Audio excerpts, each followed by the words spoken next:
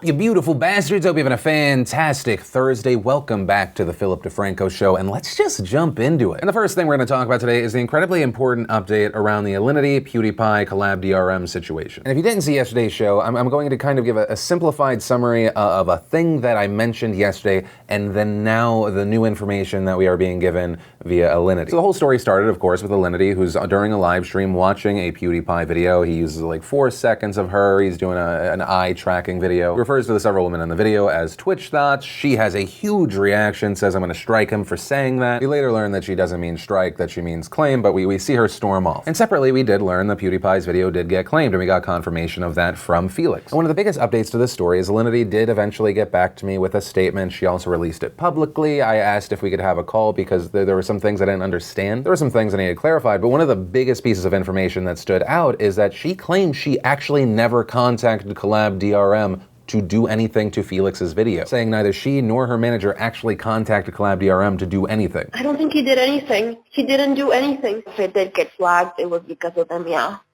Okay, well, no, and if you didn't contact them, it seems okay. I didn't contact them. No, I didn't contact them. And when I reached out to Collab today, they confirmed this, saying that is accurate. Our clients do not tell us which videos to claim. Our team identifies unlicensed use of their content on YouTube and places claims when appropriate. So essentially, she has this big blow up on the stream, but then also just so happens at the same time, Collab DRM actually claimed PewDiePie's video. This is their business model. But of course, that raised the question, well, what about all the other clips? He talked about by claiming videos, you made $700 last month, to which she said Collab DRM came to me several months ago, said there are a lot of people using your videos, they're just rips. But still, of course, that raised a red flag to me because during the course of a video, she says that she has the ability to flag a video and just make money from it. And during the call, I asked her to explain that clip. And so I just kind of want to give you an ability to kind of respond to a clip from the stream. Does that sound good? That sounds good. Okay, you should, hopefully you should be able to hear this. I honestly, I don't know how it works. But if I flag a channel, it gives me money. So I have no idea. Okay, can we pause it right now? Yeah. So when I said, I don't know how people in my chat were telling me, like, Alinity, you can't do anything about it. They were saying, like, copyright strike, LOL. This was the day after the thing happened, and I had a lot of people from Reddit in my channel calling me Twitch thoughts, get out of here, kill yourself, those kind of things. And I was a little pissed, and I was trying to pretend like I was being very strong, and I was trying to arm myself with things. When I said when I flag a channel, I've never flagged a channel before. I was just trying to be like, oh yeah, this is how it.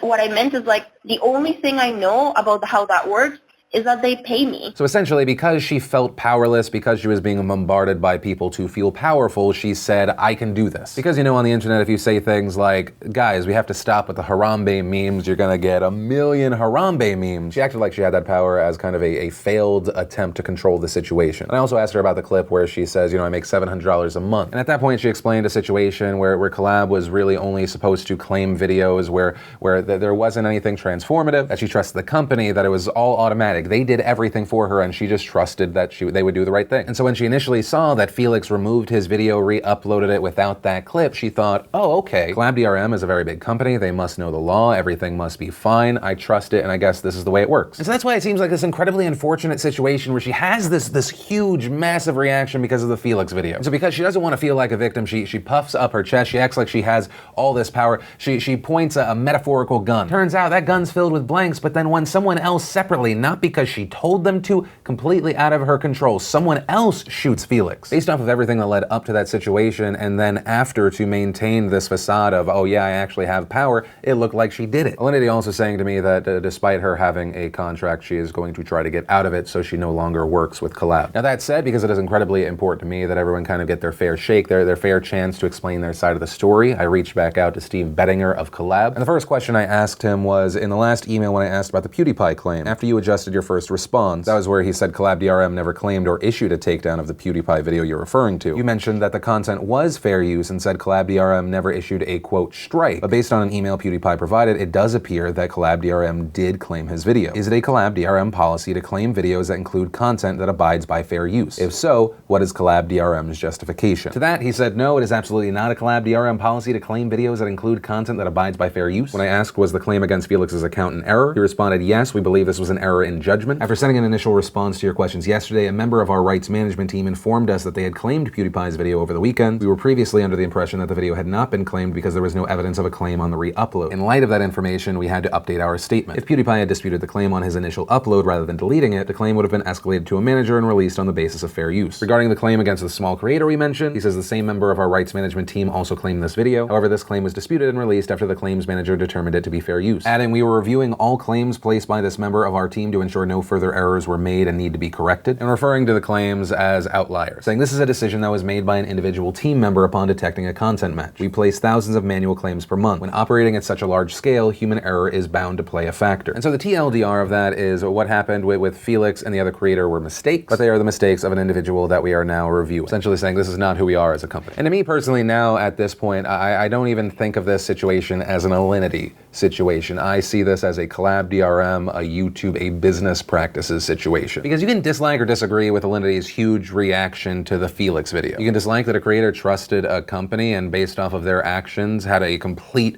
misunderstanding of fair use and claiming. And in fact, even if she was completely lying, at the end of the day, the person, the company that did this to PewDiePie's video, did it to other people's video, was Collab DRM. Copyright claims, content ID are supposed to be tools to protect, not to be predatory. And if Collab DRM is not giving specifics when they claim things like time codes of the infringing content, why it is not fair use, anything. To me personally, that seems like a massive red flag, and if both massive creators like PewDiePie and people with 2,000 subscribers like I mentioned yesterday are both being hit, I don't see how anyone is safe. It very much seems like the process needs to be more regulated, or there needs to be some sort of penalty or strike system for people who falsely claim. Especially because the situation we're talking about here, it doesn't appear to be based off of an algorithm. We're seeing manual claims. So that's the story, that is my opinion, and now I'd love to hear from you. What are your thoughts on this? Let me know with those comments down below. But from that, I want to share some stuff I love today, and today in Awesome brought to you by Postmates. Postmates, of course, a fantastic delivery on demand app. You want something from the store, your favorite restaurant, boom, just open up the app. They will deliver to your house, your work, your wherever. I personally love it because it's one of the ultimate conveniences in the world, and it's also just such a big time saver. And so if that sounds like something you'd like in your life and you want to make the move like many from the nation already have, go to DeFranco.com, download the app, make sure you enter an offer code Blvd, and Postmates will give you $100 in free delivery credit. And the first bit of awesome today is we got the reveal for Call of Duty Black Ops 4. And along with the trailer and the other reveals, one of the biggest announcements is that, yes,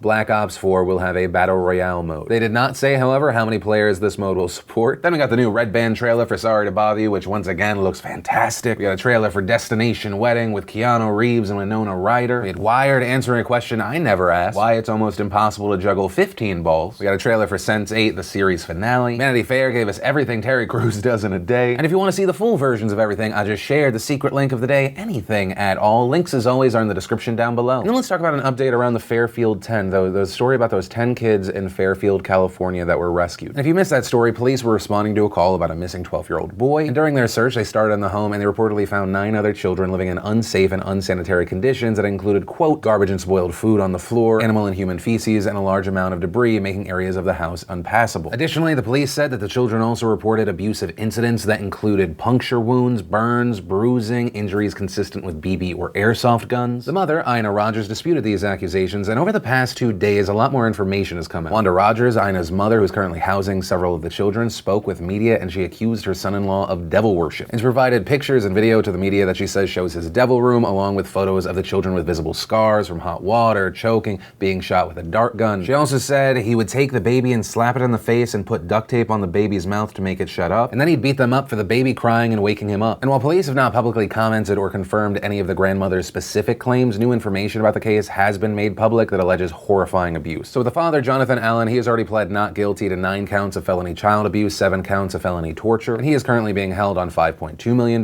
bail, which of course was a massive difference to the mother who was released on $10,000 bail. She was initially arrested for child neglect, but there has been an update there. Prosecutors have now upgraded her charges to include 9 counts of felony child abuse, and this increase appears to be in response to new allegations. Solano County Deputy District Attorney Veronica Juarez writing in the bail request, on a continuous basis, the children were getting punched, strangled, bitten, shot with weapons such as crossbows and BB guns, hit with weapons such as sticks and bats, subjected to waterboarding, and having scalding water poured on them. Juarez also goes on to say that when the police arrived at the home, the children were huddled together on the living room floor, adding the children appeared to be skittish and spoke with speech impediments. Juarez also writing that Rogers assisted in the abuse of the children by Allen and dissuaded the children from reporting their injuries, which included broken arms, to protect Allen. And so Rogers' bail has now been set at $495,000. The judge saying she may not be a danger to the public at large, but these charges make clear she's a danger to the children. We've also now learned details about the parents' history. According to reports, Solano County court records show that Allen was charged with 4 felonies in 2011, and those charges included corporal injury, assault with a firearm, and criminal threats in a case involving his wife, who was identified by the initials IR. That year, Ina Rogers reportedly called the police to tell them she spent the night away from home after Allen threatened to rip her head off. Allen also reportedly threatened to kill her 5 children at the time, which included 2 from a previous relationship. Rogers also telling police at that time for years she had been a victim of domestic violence, revealing a black eye from under her sunglasses, a fading bruise on her calf. She also alleged that Allen had put a .22 caliber gun in her mouth and threatened to shoot her, forcing her to beg for her life. And keep in mind, this is the same man when she was speaking in front of her house that she said this. My husband has a lot of tattoos. He looks like a scary individual, and that's why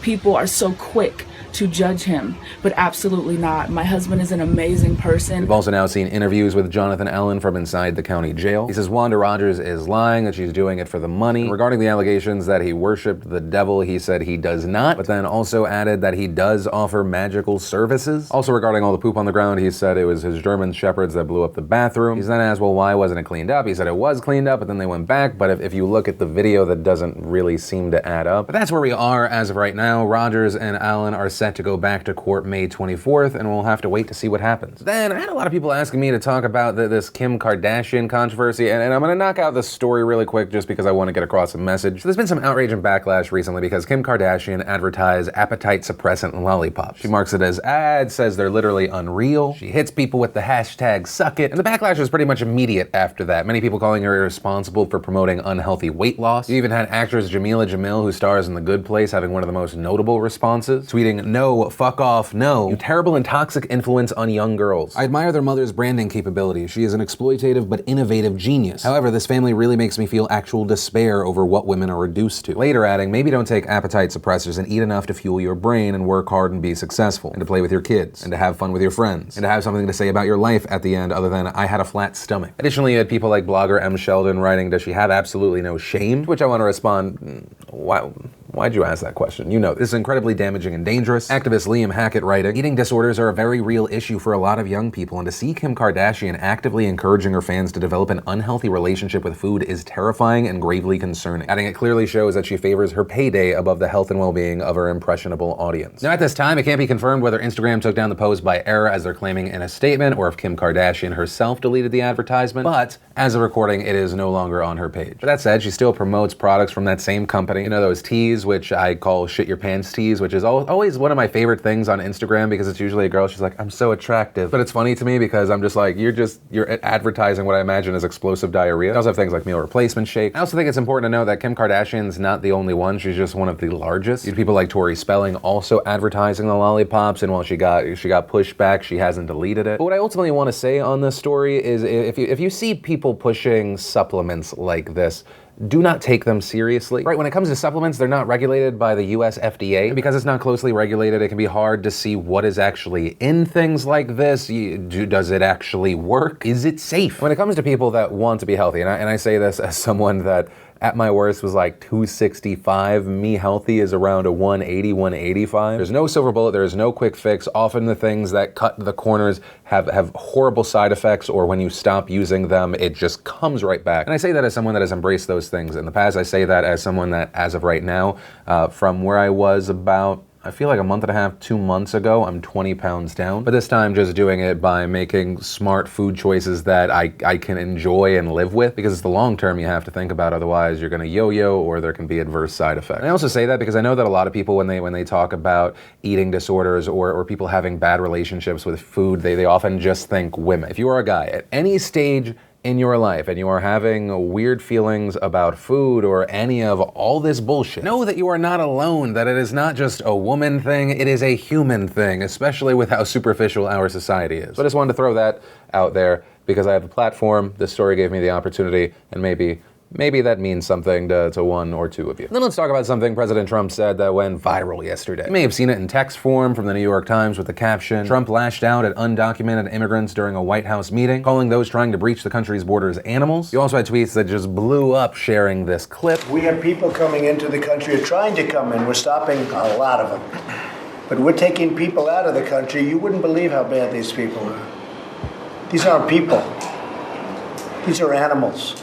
And we're taking them out of the country at a level and at a rate that's never happened before." And so you watch that, you read that, and you go, okay, this is disgusting. You may not like undocumented immigrants, but they are people. They shouldn't be dehumanized. You don't call them animals. Well, here's the thing about that clip. The thing he is responding to is not included in it, and that gives you the context of what Donald Trump is talking about. The clip that leads into it is Sheriff Mims saying this. We'll take care of it, Margaret. Thank you.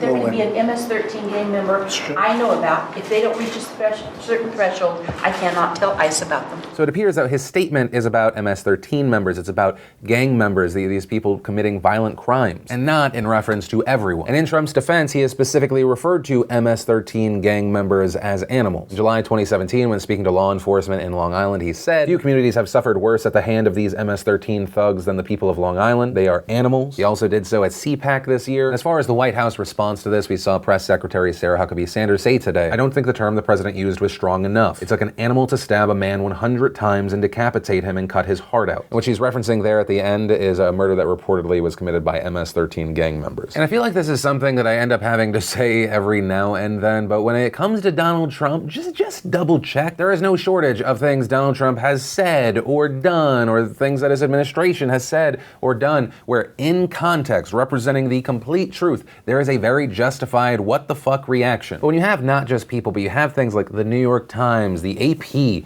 reported on this situation without providing context, it just hurts those establishments. You could be right 98% of the time, but you're gonna have a good chunk of people point to this and go, well, Donald Trump's right. Negative news is fake news. And the thing is, a quote like this doesn't even need to be taken out of context for you to have some sort of argumentation. You'd argue that the president is fear-mongering, using MS-13 as the big bad to justify other sweeping changes that affect a lot of people that are not in MS-13. New York Times, you don't need to say Trump lashed out at undocumented immigrants. You don't have to frame it like the New York Times did. And I think that it was very much a mixture of people going, oh my God, I can't believe we got him saying this. That depending on the outlet, maybe extra work wasn't done to see that 10 seconds before, that maybe the work wasn't done to decide to frame it differently, so maybe people didn't get the wrong idea, even though for some reason you didn't include those first 10 seconds. Then you had other people looking at sources that they trust and went, oh, okay, well, no, that must be real. That must be exactly the situation. And just looking at this whole situation, it's why I believe that we're gonna have a problem with trust. We're gonna have a problem